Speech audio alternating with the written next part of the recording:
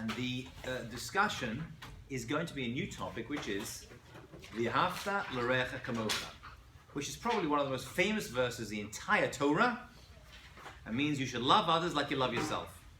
But before we get there, the verse itself in Vayikra, Parsha Kedoshim, the chapter on holiness, starts with a bit of an introduction. Let's open your book, top page 63.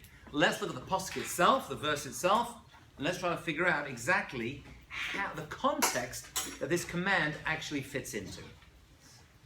Says the posuk, look inside, top of the page. Lo tikam, do not take revenge. V'lo titor, do not bear a grudge. Et bnei amecha, against members of your people. V'ahavta l'recha kamocha, you should love others like you love yourself. Ani Hashem, I am God. Quite an introduction there. Let's go through some of these points. As we see them on the board, I wrote out the key words over here. First of all is lo tikam, do not take revenge. What exactly is revenge? And what's it doing over here? You can come in, you're in the class. Yes? It's like when someone does something to you and you want to get back at them. Someone does something to you and you want to get back at them. That is a very good and fair answer. For example, Rachel? Let's say someone steals my yogurt. Someone steals your yogurt, okay. I'm really mad. Yeah. So the next day I see they have a yogurt, so I steal it. So they steal your yogurt and then use that. That's an interesting example. Actually, Rashi goes a different way on this one. But that's an interesting one. That's an interesting one, actually. Let's say, actually, as a side point, someone steals your umbrella. And the next day you see that person with your umbrella, and you take it back without them looking. Is that stealing? No, it's yours. How about it happens a month later? It's still, oh. Yes, But they stole it from you? You're supposed Yeah. to ask them. You're supposed to ask. How about a year later? Yeah, it's yours. Well, I mean, clearly. How about 5 years It's later? yours. It's yours forever? No, it doesn't bother you after the first, month if you're not going to get it back. I mean, it depends who you're talking about. It's not really related to here, but it's an interesting question. It's an interesting question as to what level, after what time, something actually doesn't belong to you anymore. There's actually a halachic definition of it. It's tricky to figure out. It's called yush. At what point do you despair about not getting it back? But I want to come to your point. 1 second. I want to come to your point. So someone takes a yogurt from you, and you come along and you do something back to them. Yeah. In revenge as to what they did to you. Yeah, with intention to make them feel good. Okay. That's interesting. Yeah. It's true when you take an umbrella, you say that it doesn't matter after months, but if it's a computer. A computer would be different from an umbrella. Yeah. I mean, $1 million would be different as well. Yeah. $1 million I can always hope to get back. I never actually despair of getting it back, so I'm always connected to it. But if you lose a quarter on the floor and someone finds it, they're probably not stealing. Right? Because you lose a quarter all the time. It just kind of goes.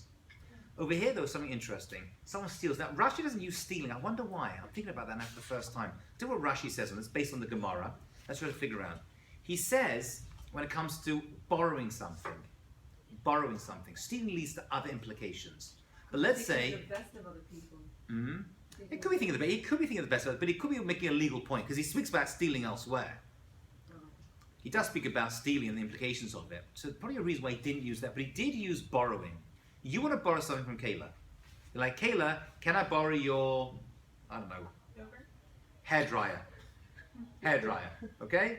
And she can't really borrow yogurt because once you eat it, it's gone. So you borrow a hairdryer. And she turns around and says, no. She doesn't want to lend it to you. You have in your possession a sweater. Kayla comes to you the next day and says, can I borrow your sweater? And you're like, no. And you either say, or you think, you don't lend me a hairdryer, I'll lend you stuff. You're taking revenge. Now, she may not be obligated to lend her hairdryer, and you may not be obligated to lend your sweater. That may not be the problem. The problem is the reason you're not doing it That's because she didn't. is because she didn't. That's considered taking revenge. That's Rashi's definition. He doesn't use a hairdryer and a sweater. Because 1,000 years ago, he uses an axe or whatever it was. He uses a general implement. He uses borrowing something, and someone refusing to lend you something, do a favor for you, any favor for you that you did for them, because they didn't do it for you. Okay? So that's bearing a grudge. That is revenge. That's the first one. What's the second one though? Loti Torah, do not bear a grudge. What's that? What is that about? Don't bear a grudge. Move on From what? from maybe the person that took revenge on you, or the person that you're taking revenge The Chafetz Chaim actually lists this as two separate sins, Yeah. two separate averot. He actually listed both of these as two separate averot in the Torah itself. Don't take revenge and don't bear a grudge. So number two is separate and distinct from number one. Some people connect it and say no, the two are actually connected. But the Chafetz Chaim lists it in his list of mitzvot as two separate mitzvot. Rashi says do not bear a grudge means, same scenario. You want to borrow, Rachel, you want to borrow Kayla's hairdryer. And she says, no. And then Kayla comes to you the next day, Rachel, and says, can I borrow your sweater? And you're like, I'm not like you. I lend things. It's true. And you lend it to her. Oh, So you actually give it to her. By the way, you don't even verbalize that. You think it. You bear the grudge, the netira against her, but she actually gets what she wants. Which of the two, revenge or bearing a grudge, which are two Issa Doraisas, by the way, two Torah prohibited actions. Which of the two would you say is worse? I mean, you don't have to say one is worse, but which of you say is possibly, potentially, got more negative implications? Yes, Lara. Maybe bearing a grudge because down the line, in the end, it could explode and then turn into a larger revenge than the initial revenge. Wow. So Lara's saying something very interesting over here. And I think the commentators say this. Revenge is bad, but you know what's going on, pretty much. Pretty much you know what's going on. But bearing a grudge, now Rachel and Kayla's relationship has carried on. It continues. But now Rachel is holding in her heart some You feel used. irritation, whatever you want to say, revenge will be, but it's kept inside her. She didn't act, she didn't just express it. By the way, in those situations, what should a person do? So the Rambam says that a person's actually, if someone upsets them or offends them, a person is obligated to talk to them. Why did you do this to me? Why did you talk to me that way? Why did you lend it to me? And Kate's going to be like, well, I actually needed it, or something wrong with the circuit, or, it's not mine, it's my friend's, and I don't lend stuff which there could be 1,000 reasons people do things. Taking revenge doesn't allow you to do that. Bearing a grudge is much, much worse, because you don't realize there's some anger and some irritation that's connected to it. Yes. What if the person doesn't want to talk to you? What do you mean? What if there's someone who offended me and I go up to them and I was like, hey, I would really like to talk to you about Great this," question. and they say no. That is a great question. The Rambam asked that question. Let's say that Kayla tries to make up with someone. And she goes up to him and says, listen, I want to talk to you. I don't want to talk to you. Get out of here. You did your job. Okay. You should try again another occasion. And if they do it again, you should go away. And you come back on another occasion. Right? A few days, weeks in between. Third time, you're done. It becomes their problem. Assuming that you were at fault at all. I mean, everyone thinks they're not at fault. But you have a few chances to do it. And after that, and by the way, you should never do it publicly. Embarrassing someone publicly, the Torah tells us, right, to whiten their face, right? Maldinis Panav is one of the worst things you can do. You should do it privately and say, why did you do that? And never in anger. We're going to talk about anger at a great length after we read this topic. Calm, relaxed. Why do you do this to me? I lend you stuff. You never lend me stuff. Why is that? I'm always lending you sweaters. You never lend me hair dryers. It's not fair. You know what? I didn't think about it. You're right. Pete, no, last time I lent it out, it got broken. It's nothing personal. Most cases in life are not personal. Okay? Now, we go from, the fact it's in the same verse, same pasuk, means that these ideas are connected. So look inside. Phones away, please. Lotikam lotitor, b'nei amecha, people who are from your nation, meaning people who act like your nation, at least. V'ahavta l'recha kamocha. You should love other people like you love yourself. There's our mitzvah. Love other people like you love yourself. As written on the board. Why could the Torah have just said, love other people? Why do you have to say love other people like you love yourself? Because when you love people like you love yourself, you can revenge. Because very, you very don't good. want people to do. Okay, so that's the negative. The negative is, if you love other people like you love yourself, you're not going to take revenge because You don't want people taking revenge against you. You're not going to hurt someone because you don't want people hurting you. So you're always going to find some way of saying, well, I don't like it being done to me. I don't want to do it to other people. What's the positive over here? What's the positive application of that? Yeah? Maybe you could say, I don't know how to like give them love or love them, but then you think like, oh, how would I like to receive love? Okay, exactly. I don't know how to express my love. So how am I going to figure out? I'm going to act reflexively. Exactly. That's the negative. Don't do what we don't want them to do to you. Right? And Leo is saying, no, a little bit different. She's saying, do to other people what the stuff that you like being done to you. Can you hear the difference? That's how it's based upon. In other words, I don't know how to express my love, as Leo said. So you know what? I just think, what do I like? The things that I don't like. The things that I do like. I don't like being hit. I don't like being called names. I don't like being insulted. I don't like people close the elevator on me. I don't like people keep me out of a conversation. I don't like people shout at me. So, I'm going to do that either. I like it when people are sweet to me. I like it when people are nice to me and buy me stuff. I like it when people are kind to me. I like when people give to charitable causes that I like. I like when people don't offend me. I like the positive stuff, so it's negative and positive. Both have to use reflexively. Don't do to others what I don't want people to do. And the flip side is, do to others what you like being done to you. Very simple. What's called the golden rule, they call it. Yes? I don't know if it's reading too much into it, but I'm just basing it off of like recent psychology where what if somebody doesn't love himself and then he's not going to love others? Beautiful. Lara, you're making a great quote, actually. And that is actually Rashi's comment. Rashi actually turns around and says that this is the call for good self-esteem. You are obligated to love yourself. Because if you can't love yourself, you can't love anybody else. V'ahavta l'recha kamocha. If you don't love you, if you think you're garbage, then everyone else is going to be garbage. Which is why we're going to see that speaking lashon hara about other people is a terrible, terrible thing. Being bad speech about other people, we're going to see one of the worst things. But you actually, according to the Chafetz Chaim, you cannot speak lashon hara about yourself either.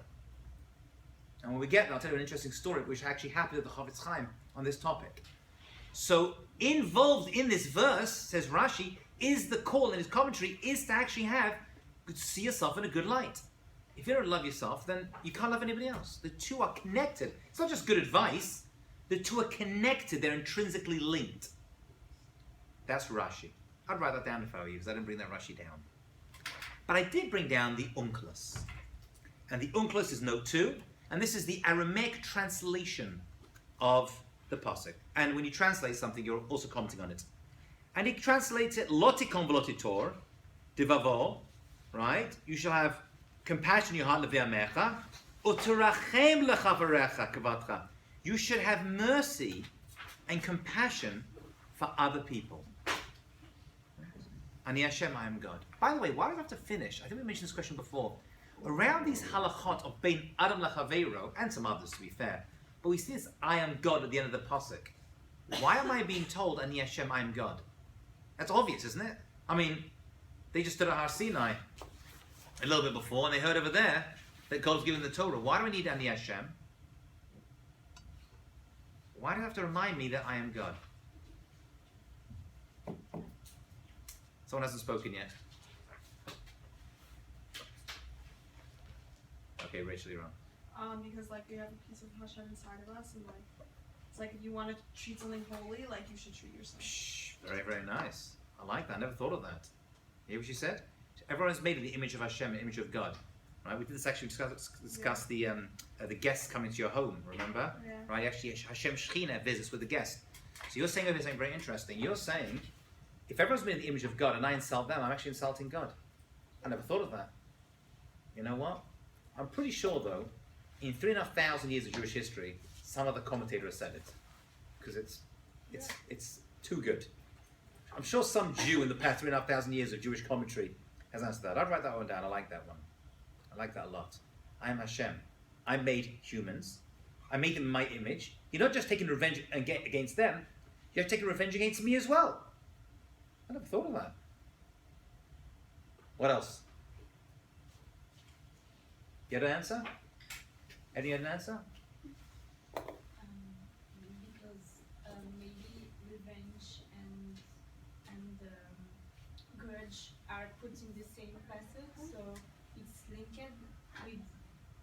I mean that you have to say I am God to show to people that he is here.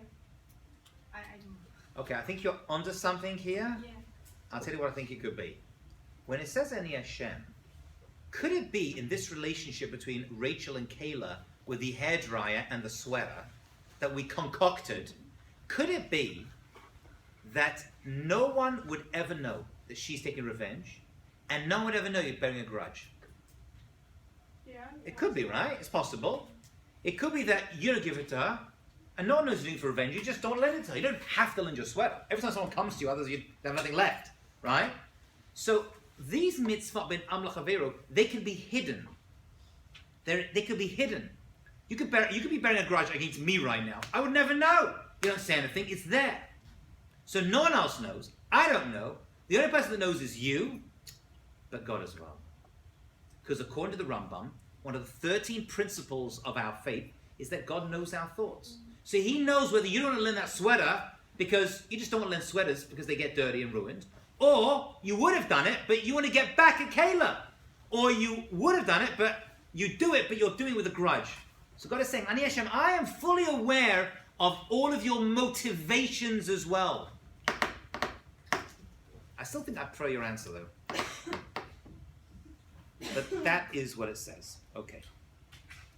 So let's go to the next. Oh, by the way, I have to mention something because there's a contradiction which people who are usually quite learned in Torah pick up on this point. Is revenge bad?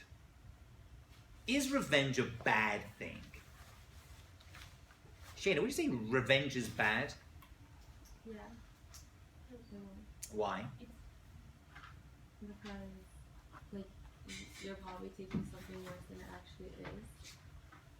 And then Okay. usually whenever you're taking out revenge on someone, you're taking out to a worse extent. So let me flip it out. Is revenge ever good? Is there good Could it revenge? be that revenge could be a good thing?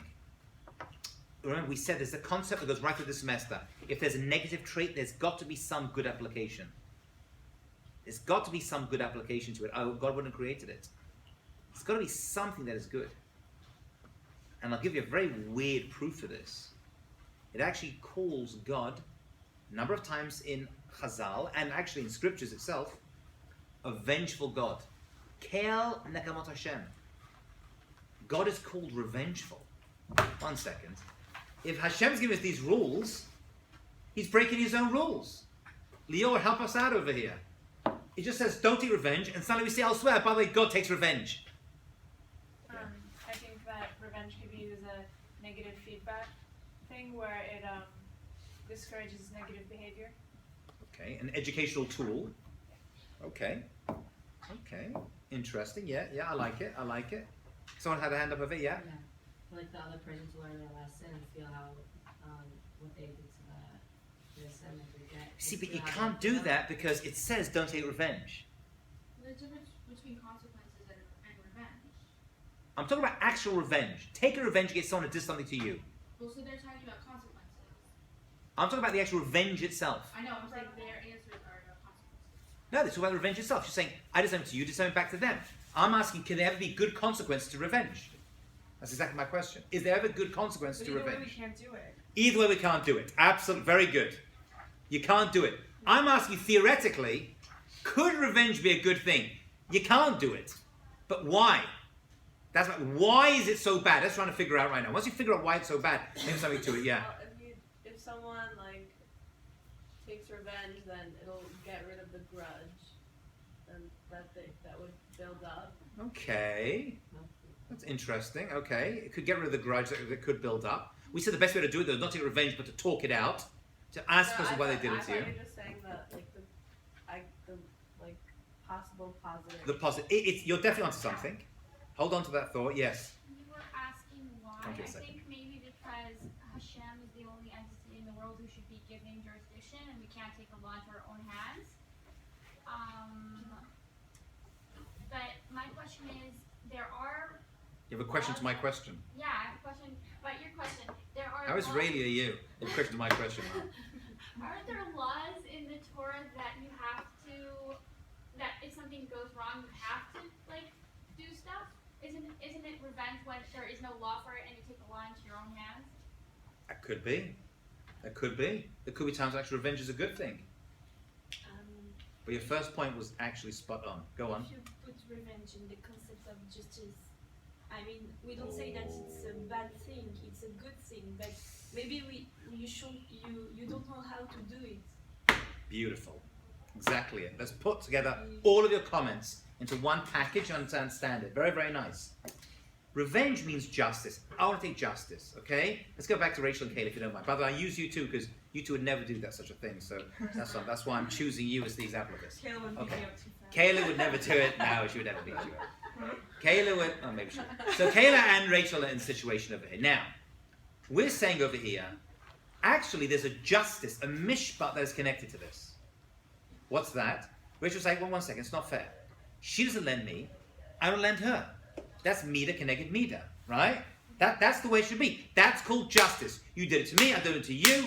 The consequences are, Kayla, in that situation, from revenge, you've learned a lesson over here. I showed you. That's the way it should be. That makes sense. That's actually not so bad. That means justice is being meted out over here. Then why is revenge forbidden? Because we don't know how to do it and how much it should be done. But there are exceptions to the rule. There's exceptions to every rule.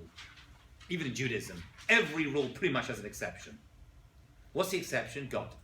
Hashem knows exactly how much to take revenge.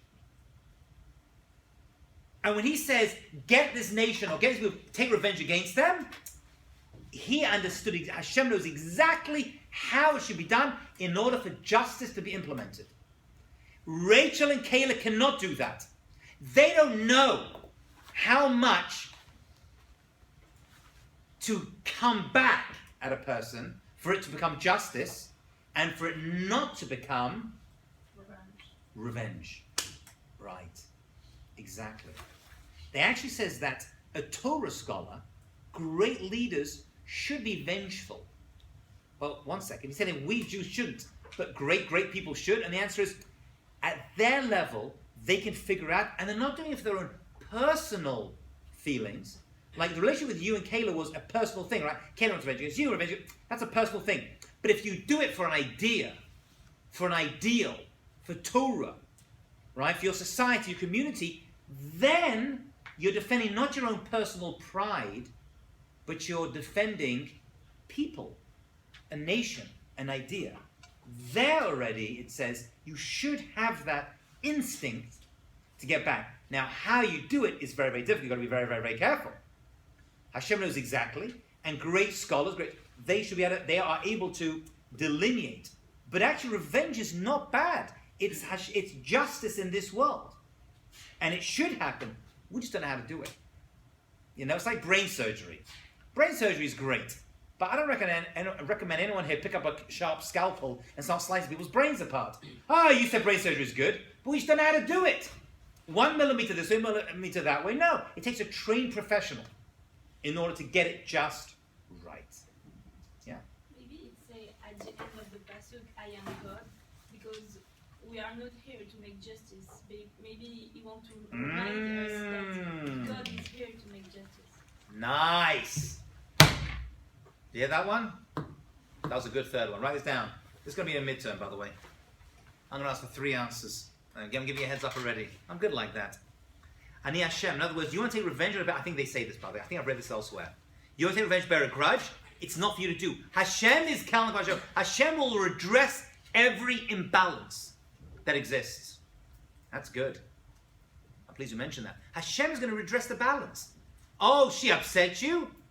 You know what? Forgive, move on. Speak to her if that works. Right, but sometimes there's nothing you can say, nothing you can do. Hashem takes care of the world. Hashem is the ultimate arbitrator of all conflicts. International, national, civil, community, and personal. Hashem is involved. Ani Hashem, I am involved. That's good. Ooh, I've got to remember that for next class. I should have said that one. Yeah, very good. Yeah, Leon. You follow that one? See what you said? Yeah. You got that? You wrote it down? Yeah, it's all. Good girl. So there's 3 answers. This is 3 answers to is revenge ever good? No. This is This is why Ani Hashem is at the end of the verse. Why does it say I am God at the end of the verse? It just overlapped with that last point. Okay. So we had a few answers to that. Yeah, do we have a few answers to that? Yeah, we have 3. Okay, we have 3 answers to that. Very, very good. Oh, I like that. I like having 3 for things. Then I put in the midterm A, B, C. So you have to fill up each one. Right? I'm good like that, right, Ava? That's me. Look at that. A class and Ava turned up for the class. You turned up the right day.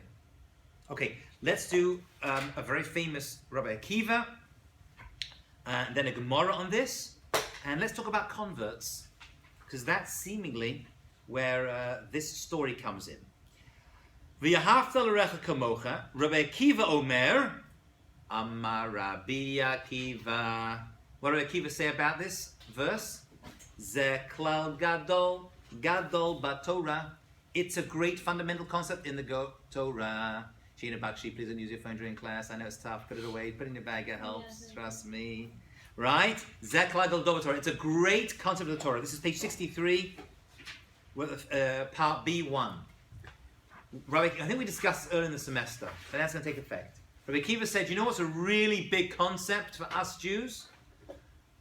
That everything else is found inside, loving others like you love yourself. All of the mitzvot are found in there. All prevention from Aveirot are found in there as well.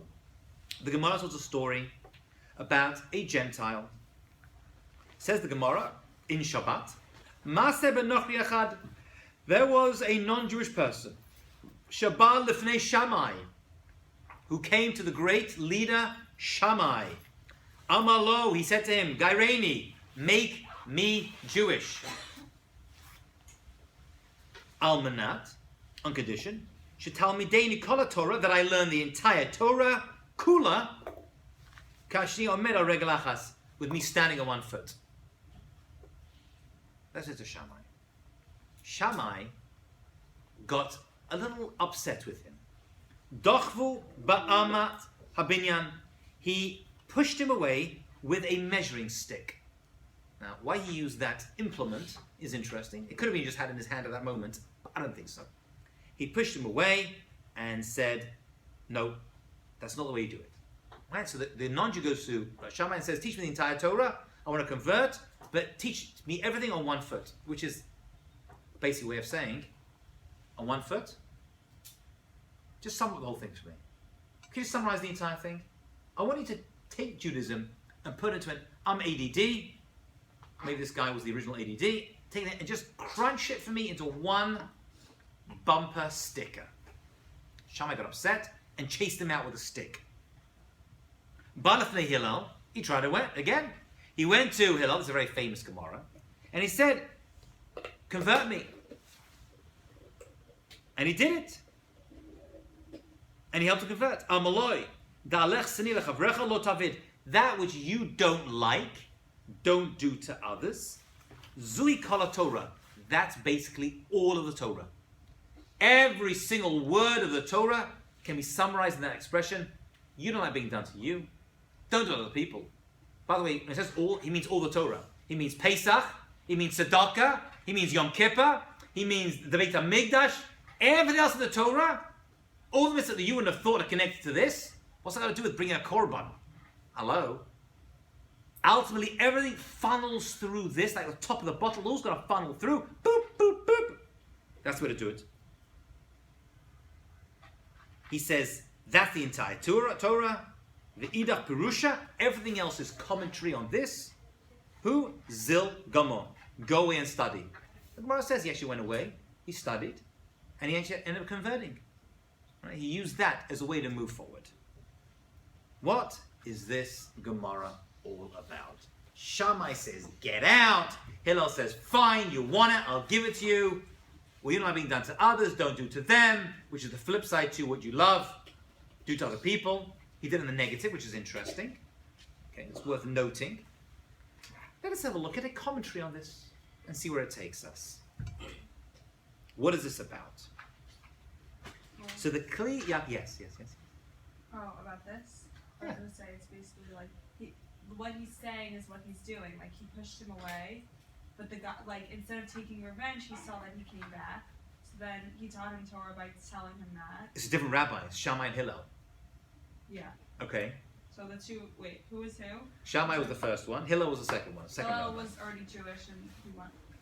Shammai and Hillel are Jewish. A non-Jew Oh. approaches both of them separately. Oh. The first one says, he says to them, teach me everything in 1 foot. Just summarize the entire Torah. When I become Jewish, you kids get out of here. Second guy, the great it's Rabbi okay. Hillel, right? He used to own all the houses in the universities around America. Oh, it's different. Yeah. Well, it's based upon him at least. Hillel, I'm not kidding. He said, no problem. I'm going to teach you. I'm going to summarize the entire thing, and then you can get in there and you can study more. The rest is just commentary on this one idea. Well, did the non-Jews say the same thing that he said to the first one? Yes. Yes. Yes. Yeah, Can I Leo. read a complex explanation for this one? Please. I wasn't expecting it, but I'm delighted. I'll try my best. I like people thinking in my class. Makes me feel good. It's good for my self-esteem. Yes. I'll try my best. I don't know. So the Gentile comes to him, and he's not really happy with the answers, so he's kind of mean. And then he goes to the other one, and the other one, Hillel, is like, you already messed up because you were mean. So here's a summary, but you should still study. So what are you saying? You're saying Hillel's trying to attacking Shammai, you're trying to say? Trying to fix He Shammai? pushed him with a stick, and that's not nice. And then Hillel. Yeah, it's funny. you already Shammai messed up gets the Torah. a tough rap. You know what I'm saying? People say Shammai, right? The halacha, except on 6 occasions, always follows Hillel. Right? Beis Hillel bar Shammai in the Gemara always follows, but the 6 occasions where he follows Shammai. I thought the But you know, Gentile people did. see Shammai as very stern. Shammai was the one in Pirkei Avot that says you have to accept every person with a smiling face. So we would see Shammai as like sad. We see it like a caricature, like he's so mean, he's so nasty. He wasn't. He was the one who taught it. That means he lived by the concept of to greet every person with a smiling face. If he taught it, he did it. This wasn't a smiling face though. That's how you see it. That's how we see it. We think, man, it must be mean. He's teaching him a lesson. And the fact it was put down in the Gemara wasn't just to make Shammai look bad. Shammai was one of the greatest leaders of Jewish history. He was there to teach us something as well. There's something inside there, yeah. I think it's, well, Shammai is usually the one who's more like strict. He's more like fundamental, I guess you could say. So I think the reason he pushed him away is because this convert, like, you can't stand on your foot for that long. So this person was saying, like, I want you to teach me Torah, like, quickly. I want you to summarize it. And he's pushing him away, saying, like, no, it's a longer process. You don't understand. Like, it takes more than just, like, the time that you can stand on your foot for. Like, it takes a longer time. Why does he chase him away? Because you're supposed to. Because you're supposed to. That's interesting. Jordan? I'm not sure if this is correct, but it seems like in the first one, the one who wanted to convert had an interaction with the rabbi, and he didn't like that interaction, so he in return gave him like an unpleasant interaction. And then the second one, the rabbi didn't like that interaction either, but in turn he didn't give him a negative reaction, he gave him a positive reaction because he didn't want that to be done to him. Okay, so you're saying, that's interesting. You're saying that this actually summarizes what they were teaching. Yeah. He taught him, I would want someone to teach me at least, and I should do the same for you. So Hillel was actually living the concept. Right. That's very, very true. That's very, very true. Yeah. I think Shammai also be testing this man to see how badly he wanted to become a Jew. That's a little bit what Rebecca is saying. There is an idea that we push away a convert because they have to want it. There is an idea. You push away with one hand and pull closer to the other. Right? Because you don't need to convert. You're fine as you are. Right? We don't go and start to become evangelicals and pull non-Jews in. They're fine. They don't need to become Jewish. They go to heaven as non-Jews. It's not a problem for us. Just stay non-Jewish if you want. That's not a problem. So Shammai didn't feel the obligation to do it. But Hillel did. Hillel felt that he had to teach him one thing. He ended up converting, becoming a righteous convert. And that's what the Kliyaka says. Let's look at the next source. It seems the Gentile was actually righteous. Right? He wasn't just being facetious or rude or mean. He was right. He wanted this. Right? We have to assume that. If he was just there to be offensive and to upset Shammai and Hillel, then it wouldn't have been a question. Right? Hillel would have kicked him out as well. Okay? Said he was a righteous convert. He wasn't acting in a sarcastic or schok, a joking manner, right? Right? He was being serious. Shalamdu kol Torah ba'od shu omed al regel achad mamish. He actually wanted. He said, is it possible? I want to get involved, but I need someone to tell me all of Judaism in one foot. Now, I can't move forward unless you summarize it for me. Okay? He was being very serious. So that's the first comment of the Kli Yakar. Right? He wasn't just like some nasty person, okay, trying to make fun. Ella, vadai bigesh mamish, shamidlo kol misvot Torah ala sod echad. Right? He must have requested a method he could base all of the Torah's commandments upon. One, what does 1 foot mean? Is there one principle? It doesn't literally mean standing at 1 foot. It means summarize it, but is there one unifying principle the entire Torah stands on? That's the idea of 1 foot. I'd write that down. That could be a good question in the midterm, I'm just saying. All right? What did this convert mean when he said 1 foot? He means summarize it all for me, but is there 1 foot? Was there a pillar? Maybe that's a better thing for our dads. Is there an amud, a pillar that all of Judaism stands upon? Right? Without it, we got nothing. Does that make more sense? Does that help? Yes? Good. Okay. Is there one pillar, one foundation that all the other mitzvahs stand upon? Right? Could say Shabbat, you could have said charity. He didn't though. He said everything else stands on here. This goes, it's all gone. Okay? In order to avoid the lack of clarity that converts many times experience. And this is not just converts, by the way, also Bali Tshuva, people who are new to Judaism, they get involved in the details so much that they forget the underlying principles of Judaism. This is true among converts, and it's true among Bali Tshuva, and it's true actually all Jews. We sometimes get so involved in the details that we forget to pull back and be like, why am I even doing this? So what Hillel was doing was like, let me give you the big picture. Let me tell you what it all comes down to. This is, and everything. That means the Hilchot Shabbat, the laws of Shabbat, the laws of the Korbanot, the laws of lending money, whatever you want to say. It all comes down to this. Details are important, but this is where it comes down to.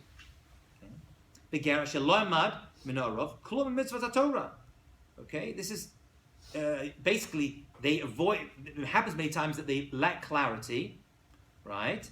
Because they don't have mitzvah from their youth, right? They don't see the beauty of Judaism. They just learn it as laws, and they have to take it by learning it, as opposed to having lived it their entire lives. That's one of the challenges of a convert or a Bal Tshuva, right? They get thrown in and they see thousands and thousands of details, and then they forget what's this all about. You know, I see people experience all the time. Al came, right? So he was serious. He wanted to say, if I'm going to go ahead with this, I want to know what I'm doing, and then he can teach me the details. Al came bikesh menu. Therefore, the convert asked, "Sheyim solo klalacha." Give me one klal, one concept. Hakol kol Torah, which can summarize the entire Torah. Yal derech malitza, hashek sheni omer al regel achat, and he did it in a way to summarize it, standing on 1 foot. V'kavanato limsolo davar hanemar mehira b'lashon katzar. So give it to me quickly and in one form. V'anu gam kein yisod regel achat al yedei sheyizkor klal zeh yizkor kol mitzvot Hashem. Give me one concept, so if I forget other areas of Judaism, I'll remember one. Because I can't remember everything, but I can remember one thing. So what one thing can I remember all the time, which will remind me about everything else? It's like a memorization technique. Okay? I want to remember all the mitzvot. I remember why I'm Jewish. And he gave it to him. And he said, this is it. It's valid. He could have chosen a lot of things. By the way, he could have chosen Shabbat. He would have got it done, but he didn't. Turn over the page. Let's finish off 2 more. Yes. Pretty much, Shammai misunderstood. That's a good question. We're not told that. We're not told that. I don't think he understood, but he wasn't willing to do it. He wasn't willing to do it. And actually, every time Shammai, there's actually a great book on this, which I studied a little bit of. Every comment and decision of Shammai fits in with the worldview, and every comment of Hillel fits in with his worldview. Let's look at an example of this. Famous machloket Hillel Shammai that most of you are aware of, I think, or at least. What is Hillel's worldview? It's hard to summarize it, but the psak fits into it. I'll give you an example. Maybe this will help a little bit. Shammai is seen as justice, din, you know? this is the way it is, and we got to. And Hillel is seen as, but it's more than that. The menorah. How do we light the menorah on Hanukkah? I think I mentioned this before. Yeah. How do we light the menorah? We light it 1, 1, 2, 1, 2, 3, 1, 2, 3, 4. Actually, it's 1, 1, then it's 2, 1, then it's 3, 2, 1, then it's 4, 2, 1, then it's 5, 2, 1, right? 5, 2, 3, 2, 1, right? It goes, every light, you leave the new one, then you cut down. Shammai says, no, that's not the way to light the menorah. The way to light the menorah is the first night to light all of them. 8 lights. Second night, 7. Then 6. Then 5. Then 4. And the last night, 1. So you're like, okay, but what really the mitzvah is 1 light. Why would that fit in? 1 second. Why would that fit into this kind of world view that we're starting to a little bit to pick up on Hillel and Shammai? What's Shammai saying? First night, you start everything. Everything. It's all there. Then you got to narrow it down. So who's really worthy of it? Then you go to 7. Then to 6. You cut down and cut down and cut down till you end up with a perfect 1 flame at the end. What's Hillel? Hillel's 1. Start with 1. Take it easy. It's almost like reflective of this argument, right? The whole menorah discussion. You start with 1 candle, right? Because you can't overdo it. You can't have too much light at the beginning. And then we have 2 candles. And then after 2, once you've accustomed yourself to 2, we'll get to 3. And now 3, and then 4. And then you end up with a big, beautiful tapestry of halacha, of ideas that all comes together. So, yeah, you hear? And Shammai said, no. We start with everything. It's all or nothing. And then we've got to find the perfect one. If you actually look through the other disagreements, you can, as people have to find it for you, but you can actually see how this kind of fits in. Can you see it over here as well? Shammai is like, it's everything. It's not something. And Hillel's like, it's everything, but you start with something. Right? It's interesting. Yeah. Couldn't, like, Shammai's on the idea of the menorah be more, like the 8 candles which represent the 8 days we had light from that little oil can or whatever, but isn't it, like, the first day, like, it goes super, super bright, and then the more days it goes on, the candle dwindles. It gets hard and dwindles down. Yeah, so isn't it, like, lighting all 8, like, lights But you don't. make more sense? I know that there's sense both ways. Yeah. That was a great Torah scholar. I mean, it was not. It makes Yeah. sense. It's just a kind of worldview. By the way, they say when Mashiach comes, we're going to revert to Shammai.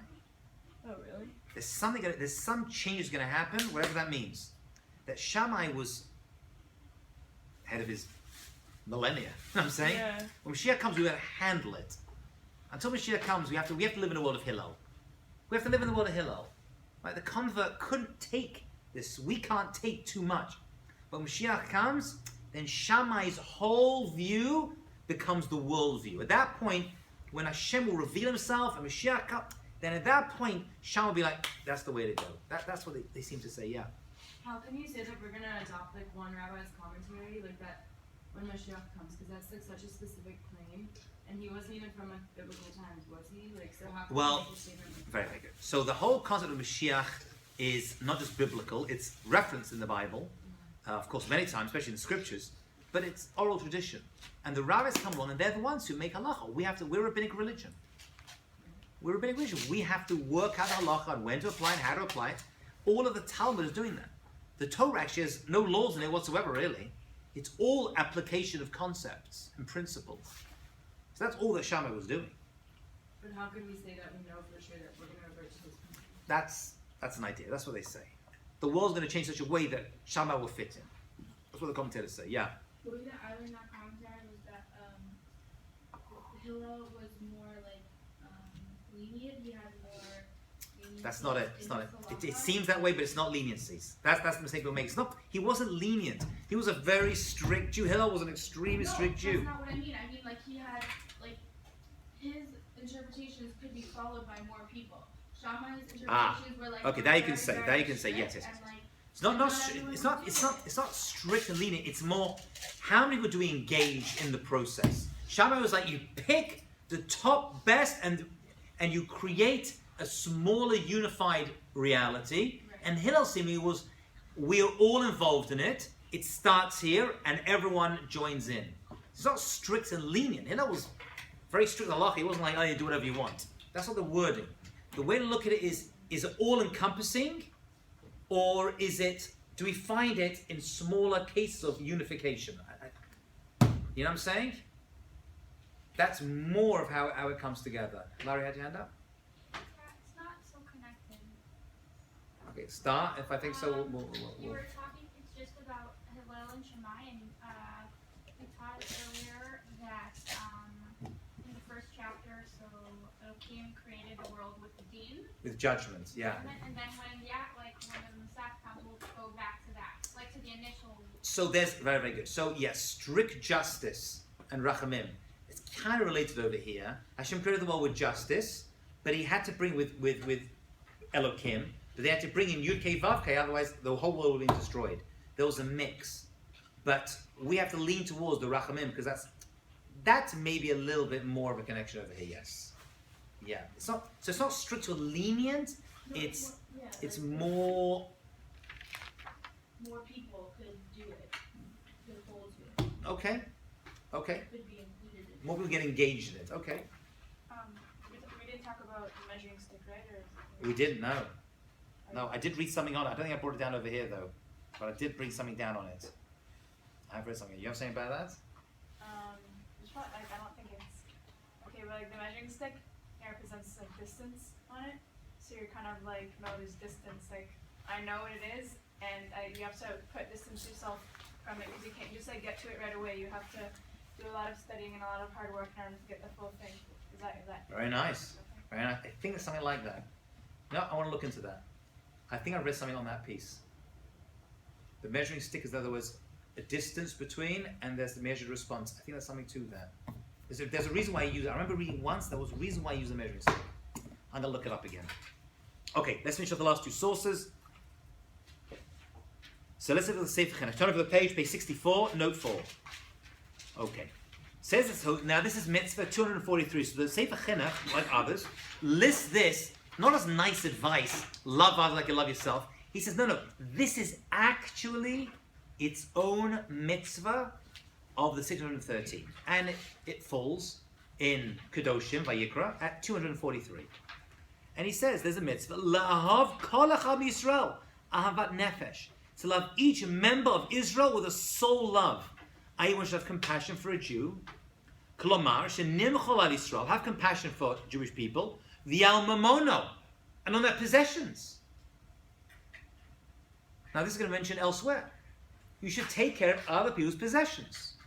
Kumash adam chom al atzmo, just like atzmo mamano, just like you take care about your own self and your own possessions.